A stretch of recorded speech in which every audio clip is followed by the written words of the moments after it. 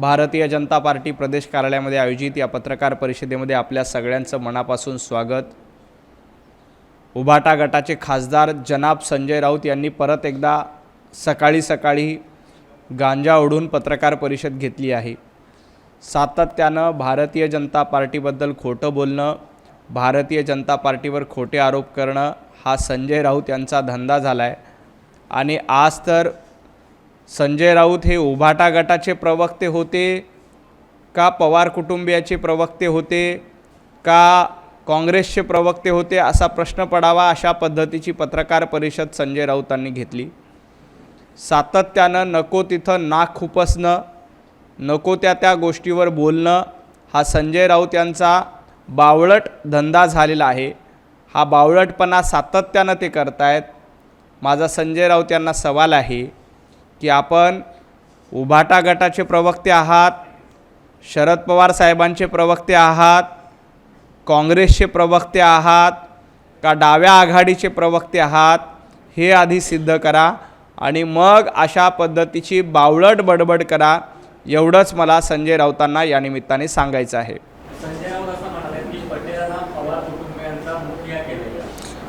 संजय राऊत हे आता पवार कुटुंबियांचे मुखिया झालेत का? संजय राऊत शरद पवार यांचे दलाल झाले आहेत का? हा माझा संजय राऊतांना सवाल आहे।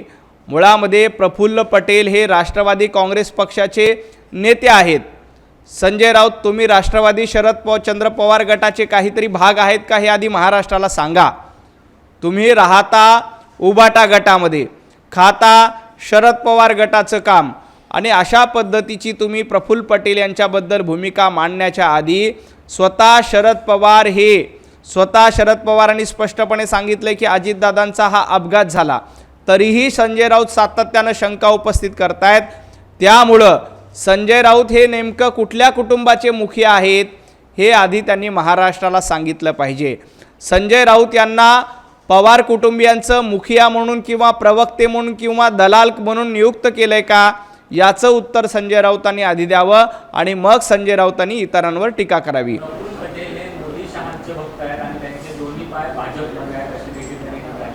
प्रफुल्ल पटेल यांचे पाय कुठे आहेत हे सांगण्याच्या भानगडीमध्ये संजय राऊतांनी पडू नये।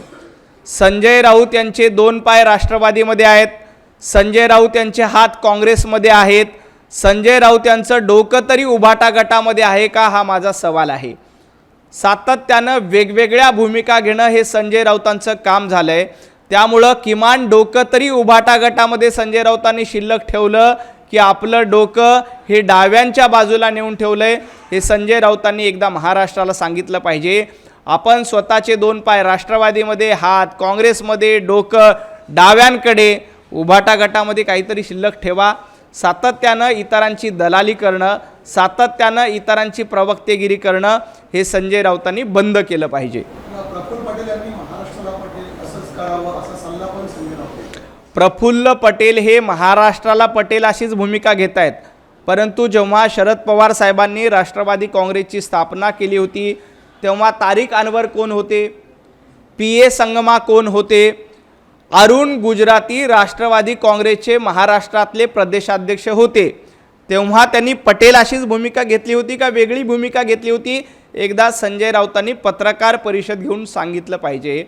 मुळामध्ये राष्ट्रवादी काँग्रेसची स्थापना कशासाठी झाली होती, तर सोनिया गांधींना पंतप्रधान पद नको, विदेशी व्यक्तीला पंतप्रधान पद नको, या भूमिकेतनं शरद पवार साहेबांनी राष्ट्रवादी काँग्रेसची स्थापना केली होती। हे संजय राऊत विसरले का ते जाणीवपूर्वक विसरण्याचा प्रयत्न करतायत? मुळामध्ये प्रफुल्ल पटेल यांची काही राष्ट्रवादीच्या अध्यक्षपदाची नियुक्ती झालेली नाही। सुनेत्राताई पवारच राष्ट्रवादी काँग्रेसचं नेतृत्व करणार आहेत आणि त्या खंबीर आहेत।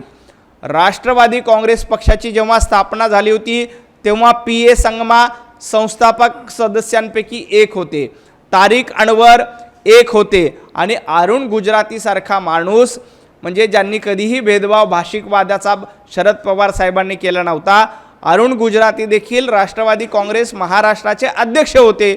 मग तुम्हाला पटेल या नावाला का आक्षेप घेत आहेत? संजय राऊत, थोडासा अभ्यास करा। तुमची मेमरी थोडीशी कमी झालेली असेल तर बुद्धीला ताण द्या।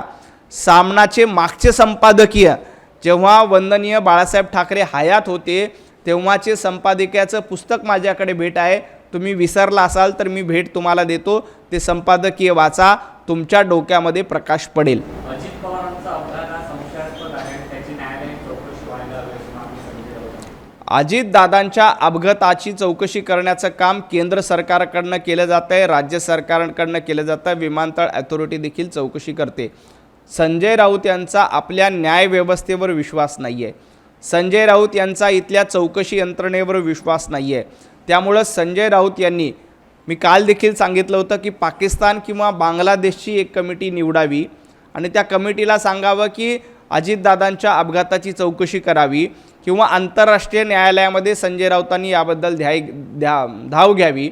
मुळामध्ये शरद पवार साहेबांनी सांगितलं आहे की अजितदादांचा अपघात हा अपघात आहे, त्याच्यामध्ये राजकारण करण्याचा प्रयत्न करू नये. तरीही संजय राऊत जाणीवपूर्वक राजकारण करण्याचा प्रयत्न करतायत. माझं संजय राऊतांना आपल्या माध्यमातून आव्हान आहे, राऊत साहेब तुमच्याकडे एक जरी पुरावा असेल ना, एक जरी पुरावा असेल तर तुम्ही कोर्टामध्ये धाव घ्या.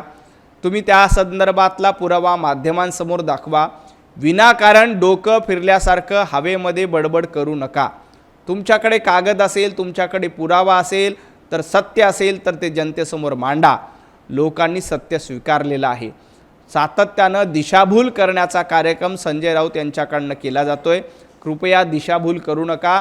अपघाताची चौकशी होते, याच्यामध्ये काही काळबेर असेल तर ते निश्चितपणे समोर येईल. कुणालाही सोडलं जाणार नाही, कारण अजितदादांच्या निधनामुळं महाराष्ट्राचं मोठं नुकसान झालं आहे. हा जर का घातपात असेल तर याच्यातला दूध का दूध आणि पाणी का पाणी चौकशीमधनं समोर येईल. परंतु मी सातत्यानं भ्रम पसरवण्याचं काम, आपल्याकडे पुरावा काहीच नाही आणि उठसूट बोलायचं हा धंदा संजय राऊतांनी बंद केला पाहिजे.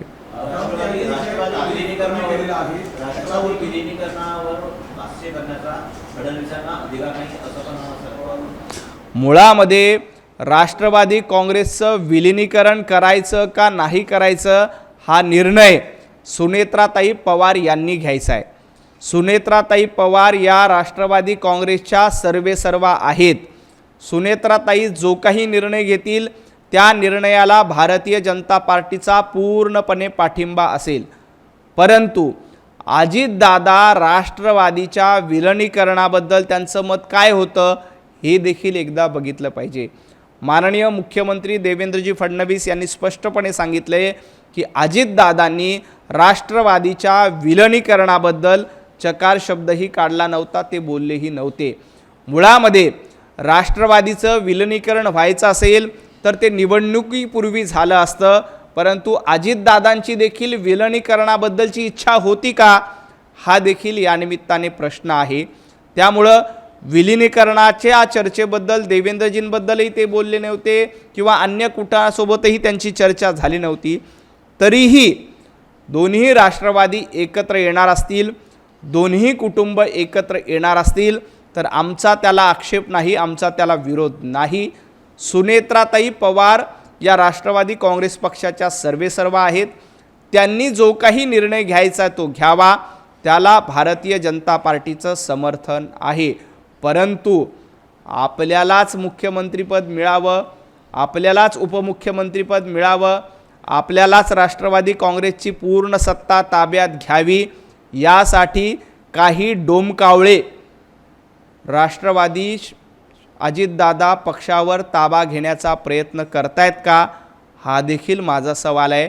अशा डोमकावळ्यापासून महाराष्ट्राने सावध व्हायला पाहिजे. त्यापैकी एक डोमकावळा कोण असतील तर ते संजय राऊत आहेत. याला जोडून विचारतो, कारण जी दावे शरदचंद्र पवार गटाचे नेते करत आहेत विलिनीकरणासंदर्भात की जयंत पाटील यांना कॅबिनेट मंत्रीपद द्यायचं होतं, रोहित पवार यांना राज्यमंत्रीपद द्यायचं होतं, अमोल कोल्हे यांना प्रदेशाध्यक्षपद द्यायचं होतं, दिल्ली संपूर्णपणे सुप्रिया सुळे सांभाळणार होत्या, फक्त महाराष्ट्र अजितदादांकडे राहणार होता. ही डील एकतर्फी वाटत नाही का शरदचंद्र पवार गटाच्या बाजूने? अशा पद्धतीची कुठलीही डील जाहीरपणे मीडियामध्येही चर्चेला आली नव्हती किंवा कुठल्या जाहीर बैठकीमध्येही चर्चेला आली नव्हती.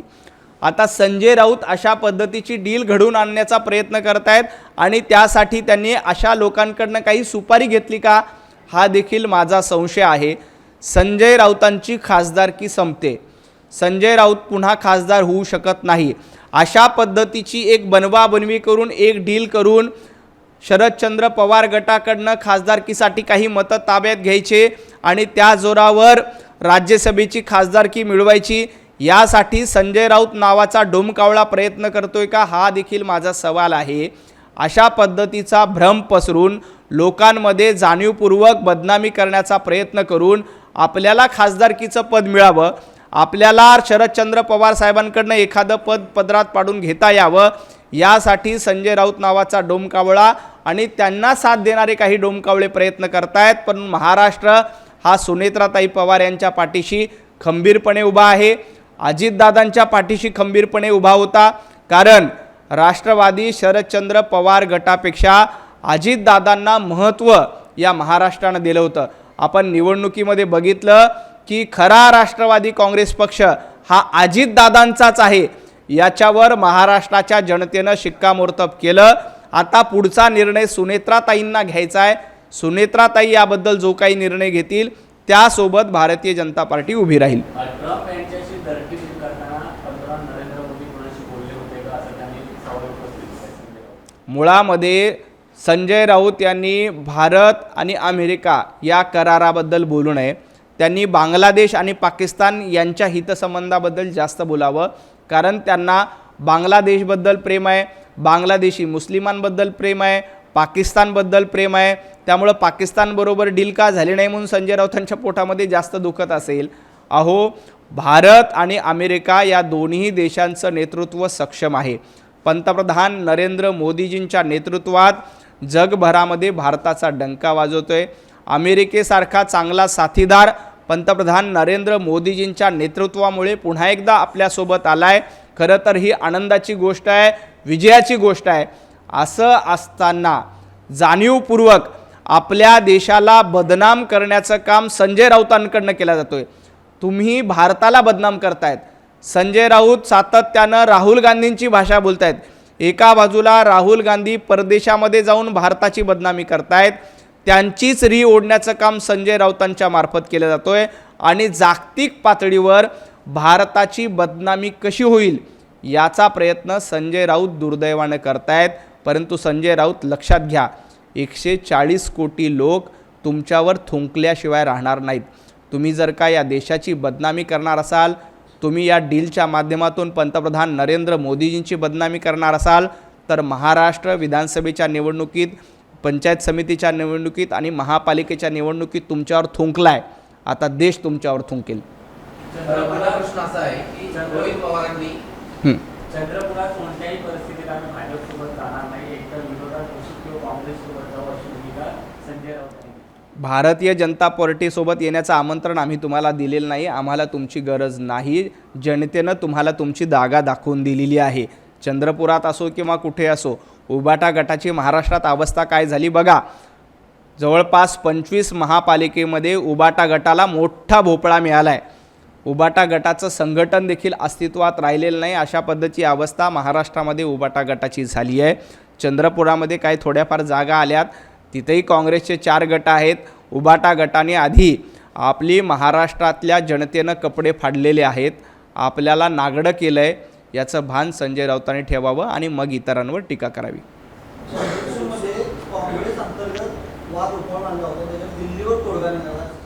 तोडगा निघालेला नाही, तोडगा निघणारही नाही. विजय वडेट्टीवार, प्रतिभाताई धानोरकर यांच्यामध्ये मतभेद कायम आहेत. चंद्रपूरच्या एका महापालिकेत काँग्रेसला कशीबशी सत्ता आली, ती देखील यांना टिकवता येत नाही, हे देखील महाराष्ट्रातील जनता बघते. 13 झाल्यानंतर माध्यमाचा वापर करून नेमकं राष्ट्रवादी काँग्रेसचं विलीनीकरण होतं काय त्याच्यावरती रोहित पवार उत्तर देणार आहे, बोलणार आहे. तर त्यासोबत अजून एक प्रश्न त्यांनी ट्विट केलेलं आहे काही वेळामध्ये. त्यांनी असं म्हटलंय, आमचं राजकारण हे शिळास्वाद आणि घृणास्पद झालंय. जर तुम्हाला शक्य म्हणजे खेळता येत नसेल, हा जर निकट तुम्हाला म्हणजे वापरता येत नसेल, तर राजकारणात चांगल्या लोकांनी आलं पाहिजे की नाही, असा प्रश्न त्यांना पडला आहे. त्यातला तुम्ही काय सल्ला देणार? नाही, छक्के पंजे खेळूनच रोहित पवार हे कर्जत जामखेडमध्ये निवडून आले.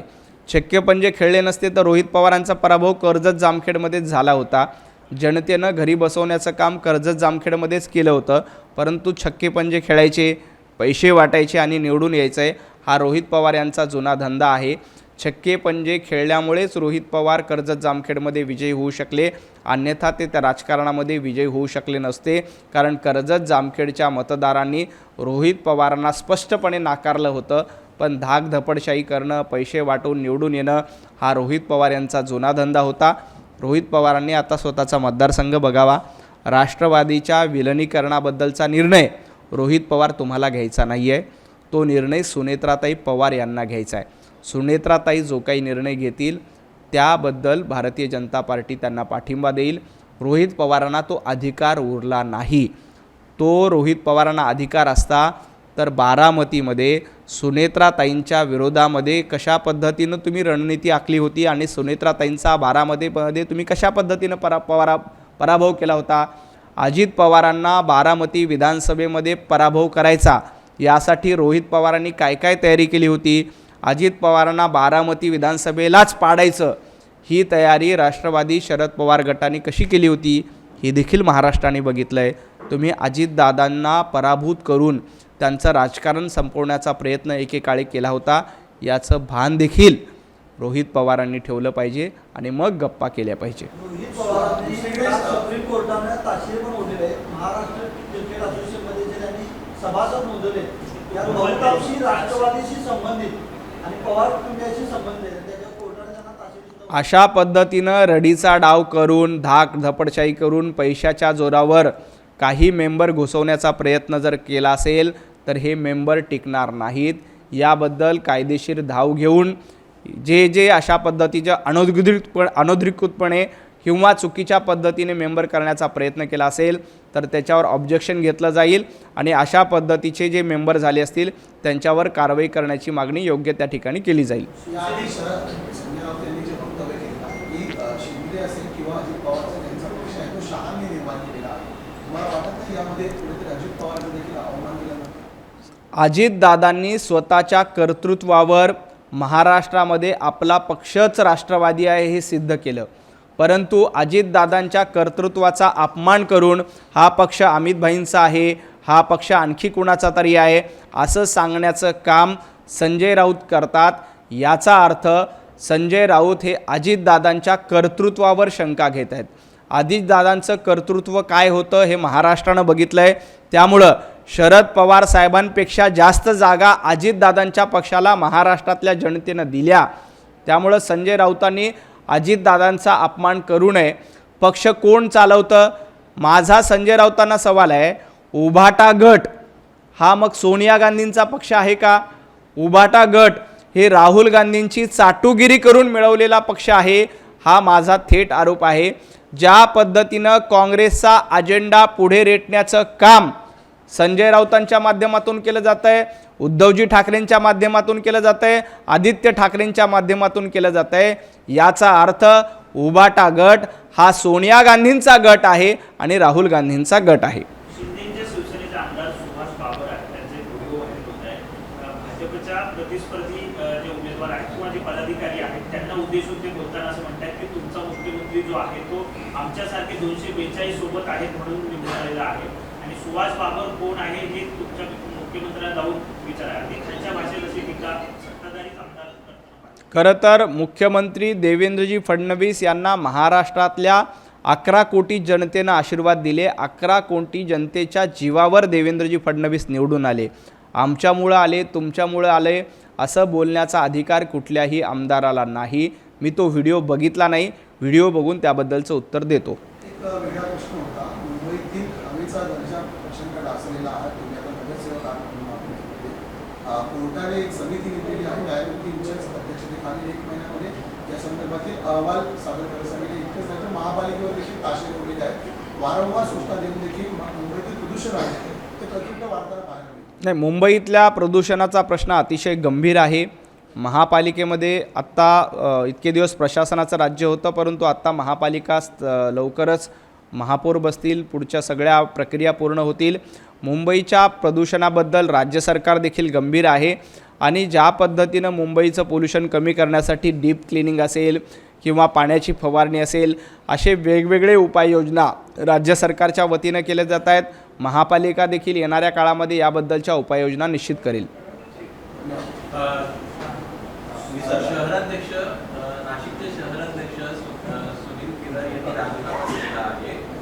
असं म्हणणं आहे की महापौर आणि उपमहापौर पदा संदर्भात कुठे मला विचारात घेतला नाही, त्यामुळे त्यांच्याकडनं राजीनामा दिलेला आहे. कुठेतरी नाराजी नाट्य हे नाशिक असेल किंवा इतर महापालिकांमध्ये घडताना दिसत आहे. अजिबात नाराजी नाट्य नाही. एखादा कार्यकर्ता, एखादा नेता नाराज होतो, तो पक्षाच्या प्लॅटफॉर्मवर येतो, बोलतो, त्यानंतर त्याची नाराजी दूर होते. अजिबात कुणीही नाराज नाही. एवढा मोठा पक्ष आहे, काही ठिकाणी एखाद्या कार्यकर्त्याच्या मनासारखं होत नाही, त्यावेळेला तो आपली भावना व्यक्त करणं साहजिक असतं. परंतु भारतीय जनता पार्टी शिस्तबद्ध पक्ष आहे.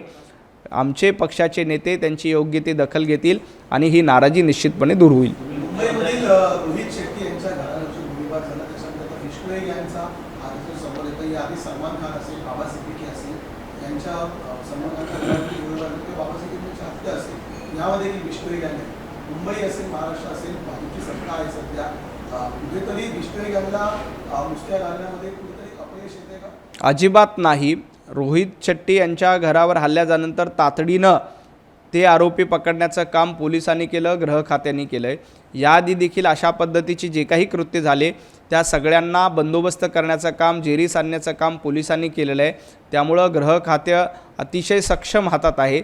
देवेंद्रजी यांच्याकडे गृह खात्याचा जबाबदार आहे, यांच्याकडे गृह खात्याचा कारभार आहे आणि या प्रकरणामध्ये कुणीही असेल, बिश्नोई गँग असेल किंवा अन्य कोणी असेल, याचा तपास पोलीस चौकशी करतील आणि चौकशीतून जो कोणी दोषी असतील त्यांच्यावर कारवाई केली जाईल. मुख्यमंत्र्यांची तुम्ही भेट घेतली होती काही दिवसांपूर्वी, आता तुमचे समर्थक आहे त्यांनी एकच वाक्य लिहिलं त्या फोटोवरती, धुरंधर. आपली प्रतिक्रिया? देवेंद्रजी फडणवीस हे महाराष्ट्राचे धुरंधर आहेत आणि उभाटा गटाचे लोक महाराष्ट्राचे दलिंदर आहेत, हे याआधी देखील मी सांगितलेलं आहे. देवाभाऊ हे सातत्यानं धुरंदरासारखं नेतृत्व करतायत. आपला पक्ष वाढवला, आपल्या मित्रांचा पक्ष वाढवला आणि जे रहमान डकेत महाराष्ट्रावर डाका टाळण्याचं काम करत होते, 2.5 वर्ष महाराष्ट्रामध्ये डाका टाकून लुटण्याचं काम रहमान डकेतसारख्या माणसाच्या माध्यमातून काही पक्ष जाणीवपूर्वक करत होते. मी त्यांचं नाव घेत नाही, पण 100 कोटी वसुली ही रहमान डकेतच्या कारभारासारखीच होती. ही 100 कोटी वसुली स्थगित करण्याचं काम धुरंधर असलेल्या देवाभाऊंच्या नेतृत्वात झालं. त्यामुळं देवाभाऊ धुरंधर आहेत, तर उभाटा गट हा दलिंदर आहे. एबीपी माझा, उघडा डोळे बघा नीट.